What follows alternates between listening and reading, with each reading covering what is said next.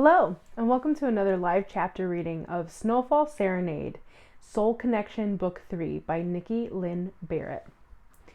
Brought to you by Itsy Bitsy Book Beds. Prologue, Scott, February 2020. Here lies a young man who had a gift of being able to communicate with ghosts. Now that he's gone, who will help him cross over? I don't recognize the voice speaking. Nor do I have any fucking clue where the voice is coming from. I'm also unsure of where I am and what's going on. The last thing I recall was chasing a ghost for answers about the redemption zone, a place I've downright been obsessed with, trying to find out what it is, who goes there, and why I can't see the spirit who takes ghosts there. Now everything is blurry. None of this makes sense. The sound of gunshots crack in the air, near distance, and it stops me in my tracks. I hate the sound of gunshots. It always reminds me of my near death. How a man came into my house and had every intention of ending my life. There's screaming, and I have no idea who's here, who's been shot, and what's going on. As I try to go through the maze of trees to figure it out, it dawns on me that I'm unable to feel anything. I'm also going through trees and people. That can only mean one thing. Am I dead? Was that me who was shot? Again? Was the voice speaking about me? Hello? I call out. The sound of gunshots gets closer and closer. A dark shadow of a figure looms in front of me. Hello, Scott. It's time we meet again. This voice is chillingly familiar. I see in the shadowed figure's hand a gun pointed directly at me. But when the shadow shoots, it goes right through me. Still, the sound, the emotions cut me to the core. I'm fading. The world around me blurs. When things materialize again, I'm in a room. It reminds me of a courtroom with the setup. Where am I? A man wearing a white robe, sporting a long white beard and a wrinkly face, stares down at me from behind a large desk. Hello, Scott Henderson. His voice is deep and booming. What's going on? Panic is taking over. Nothing about this makes any sense. It's time for your hearing, he says. Come on and sit down. My hearing? For what? I have to know, to comprehend. So I look down and brace myself for what I may or may not see. There's a crimson red liquid all over my blue shirt. What happened to me? At this point, I barely recognize the sound of my voice. You're at the in-between. What the hell is that? Shit, this is the closest thing to being dead? Is my fate going to be in the balance here? This is where you go when we have to decide how to handle your situation. My situation? I sound like a parrot and even irritate myself. Your friends and family will be in soon. I don't understand. There's not enough information to get me to comprehend this. He ushers me in, waving his hands, and since I'm weightless, I have no choice but to let the wind carry me inside. Scott Henderson, how do you plead? Another man, also wearing a white robe, towers over me. I don't even know what I'm pleading for, I shout. He raises his hand, and I reel back. Silence! What happened to me? Faces of people I know and love, and some that I've helped with ghosts, enter the room. Zelda and Juliana walk in, and relief fills me. There's hope after all. Zelda, I cry out, but she barely looks at me. Her face is tear-stained. Babe? Sit down, Scott. It's about to begin, the man in front of me warns. I have no choice but to sit, but my gaze gravitates towards my wife. I have no idea what the fuck is going on, but I'm hoping to get some clues soon. Angel and Logan are here too, followed by Andy, Riona, Norma.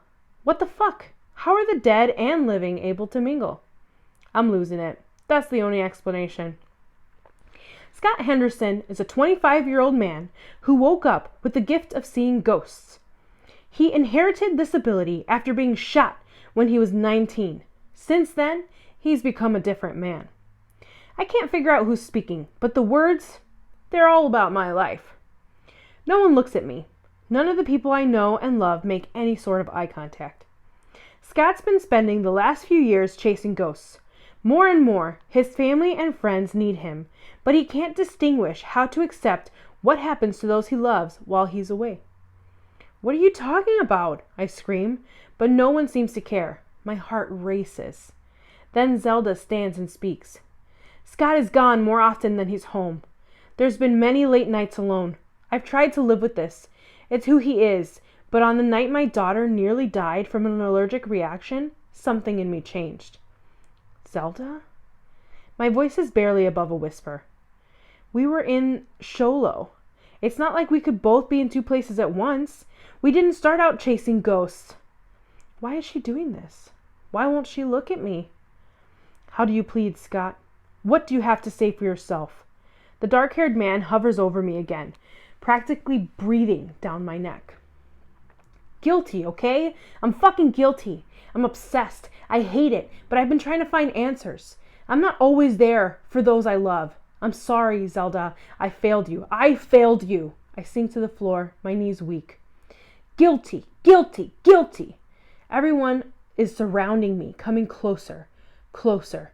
No one feels for me. They want me to know I've screwed up. No one knows this more than myself. "I'm sorry. I'm so sorry, Zelda." No one listens to my pleas or my apologies. "I'm sorry. I'm so fucking sorry." My body is trembling and I can't stop repeating this. The room is dark. I have no idea where I am now. "Scott!" That's Zelda's voice. She sounds terrified. "I'm sorry. Why won't you look at me? Why did you say those things and not look me in the eye?" Then I'm blinded by light. Shit! I sit up, close my eyes, and wipe my brow. My heart rate is accelerated. "Zelda? Am I alive?" "Yes, you're alive. You were having a nightmare," she whispers. "What about?" The fuck? A nightmare? Felt so damn real. It tells me one thing, though. I can't help but feel guilty, and it's probably the 10th time I've had a dream like this in the past few weeks. My time with ghosts has left a plaguing guilt eating away at my heart lately. More and more, the feeling is finding its way into my nightmares. The gunshots, the guilt, the ghosts, the trial. "You had that one again, didn't you?" she asks, pulling me in her arms, her hands in my hair. "About ghosts and guilt?" "Yes," I admit, but there's so much more to this particular nightmare. Today's the 6th anniversary of my shooting and near-death experience. Combining that with how often I've been feeling guilty when I'm away from Zelda when she needs me, and it's been an explosive feeling plaguing me, awake or asleep. "Today's the 8th of February, I mutter, clutching my wife for dear life. She knows the significance of the date. The agony that still finds me every year. Why doesn't it fade? Why can't I get past it? At least now that I'm married to Zelda, she's been able to get me through it. Before her, I woke up to these nightmares and this date, alone. This one is by far the worst. I died, I tell her. In this nightmare, I died and went to some kind of court in the in-between. You told me that I wasn't there for you. I was too busy chasing ghosts.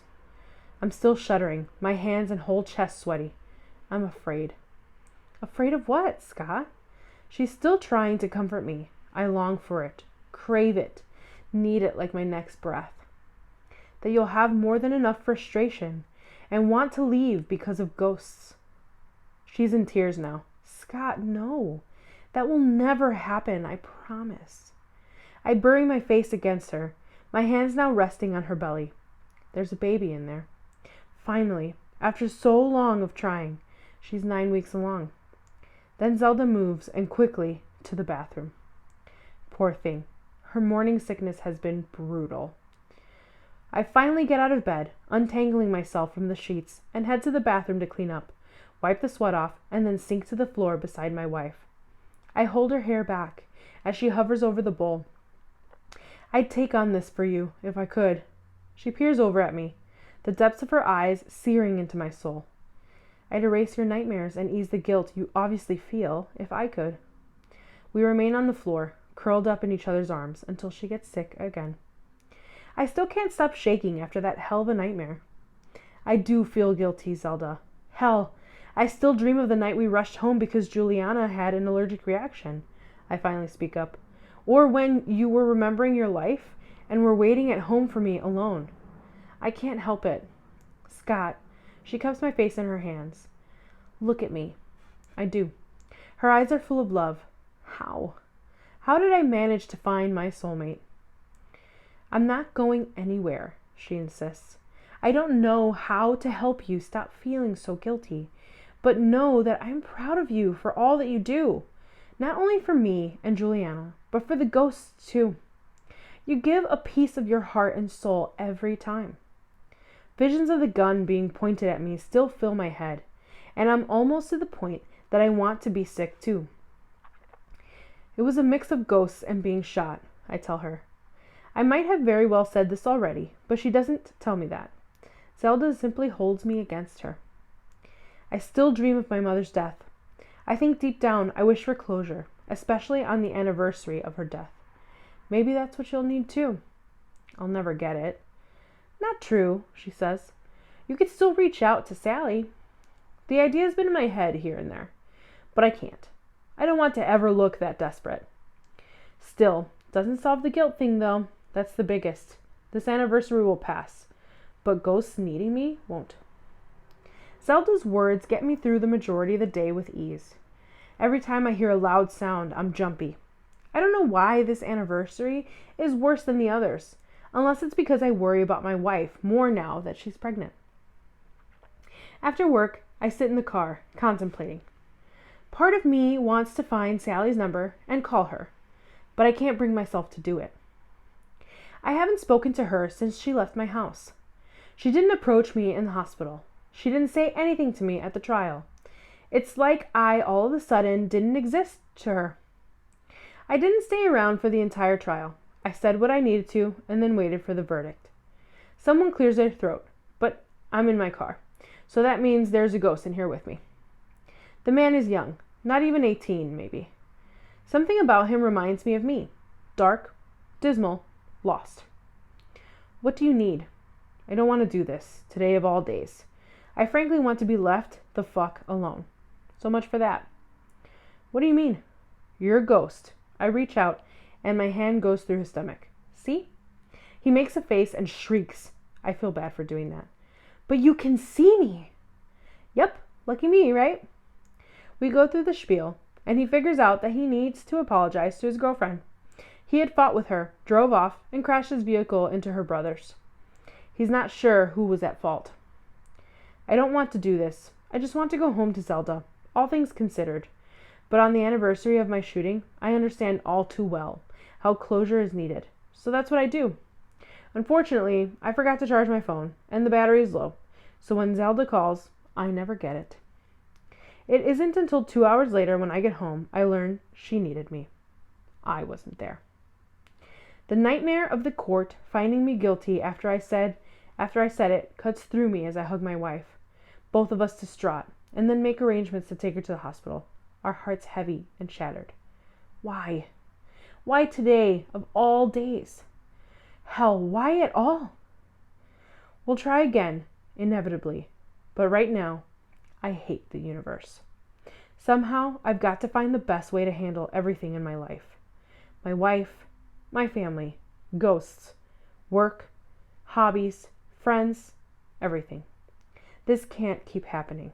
I've got to stop leaving Zelda alone, even though I have no idea when tragedy will strike. Hope you enjoyed today's chapter reading. Have a good night.